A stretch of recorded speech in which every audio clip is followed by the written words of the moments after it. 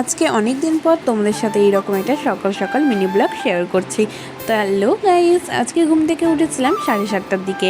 ঘুম ভেঙে গিয়েছিল 7টার দিকে, কিন্তু ঘুম থেকে উঠতে উঠতে হয়ে গিয়েছিল 7:30। আর আজকে সকাল থেকে ওয়েদারটা ভীষণ সুন্দর করেছিল, একটু হালকা হালকা বৃষ্টি পড়ছিল আর ভীষণ সুন্দর হাওয়া দিচ্ছিল। দুদিন থেকে তো প্রচণ্ড রোদ আর প্রচণ্ড গরম পড়েছিল, মানে রোদে একদম বেরোনোই যাচ্ছিল না, এত রোদের তাপ। বাট আজকের ওয়েদারটা ভীষণ সুন্দর। তো সকাল সকাল মুখ ধুয়ে নিয়েছিলাম, বাড়িতেই মুখ ধুই, কিন্তু আজকে একটু পিছন দিকে গিয়েছিলাম কারণ বাগানে গাছপালা অনেক ছিল, তো ভীষণ ভালো লাগছিল। তারপরে আমি ঘরে চলে এসেছিলাম আর ভালো মতো ফ্রেশ হয়ে নিলাম। আর তারপরে এখন আমি বসেছি চুলটাকে আঁচড়াতে। চুলটা একটু কাটবো ভেবেছিলাম, তারপর অনেকটাই চুলটা কেটে নিয়েছিলাম, তো সেই কারণে এখন দেখো চুলটা অনেকটাই ছোট হয়ে গিয়েছে। আর তারপরে এখন আমি মশারিটাকে তুলে নিচ্ছিলাম। মশারি টাঙাতে আর তুলতে সব থেকে আমার বিরক্ত লাগে, কিন্তু রাত্রে প্রচণ্ড মশা কামড়ায়, তো সেই কারণে মশারিটা টাঙাতে হয়।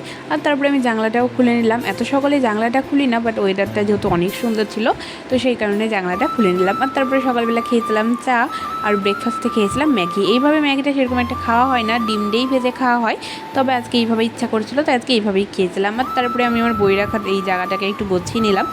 বই রাখার এই জায়গাটাকে তো আমি এর আগে 1000বার গুছিয়েছি, কিন্তু এরা এরকম থাকেই না, প্রতিবার এরা অগোছালো হয়ে যায়, তো সেই কারণে আজকে আবার ভালো মতো একটু গুছিয়ে নিলাম। আর তারপরে এখন আমি বসে গিয়েছিলাম একটু আলু কাটতে, কারণ সানডে মানে তো চিকেন হলে মাটন কিছুটা একটা হবেই, তো সেই কারণে এখানে আমি সব কিছু এখন জোগাড় করে নিচ্ছিলাম, আলু পেঁয়াজ তার সাথে আর অনেক কিছু।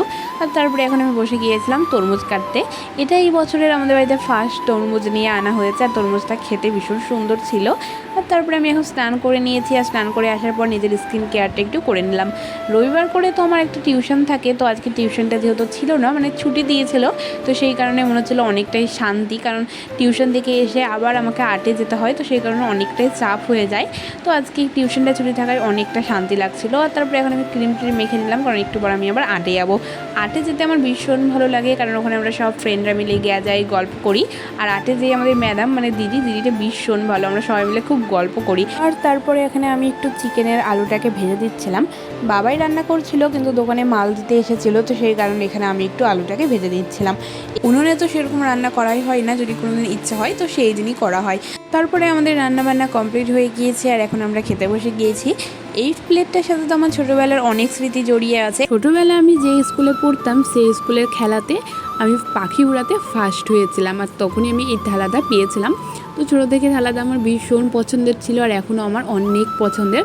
আর থালাটার ডিজাইনটাও আমার ভীষণ ভালো লাগে। তো দুপুরবেলা এখানে চিকেন, পাঁপড় ভাজা, তার সাথে চাটনি দিয়ে খাওয়া দাওয়াটা করে নিলাম।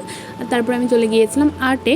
আর্ট থেকে বাড়িতে এসে এখন আমি বসে গিয়েছিলাম একটু নোট টুকতে। অনেকদিন হয়ে গেল অঙ্ক সেরকম নোট টুকা হয় না, তো আজকে একটু সময় পেয়েছিলাম, তো সেই কারণে টুকছিলাম। আর রাত্রে ডিনারে খেয়েছিলাম পরোটা। তো চলো আজকের ভিডিওটা এখানেই শেষ করছি।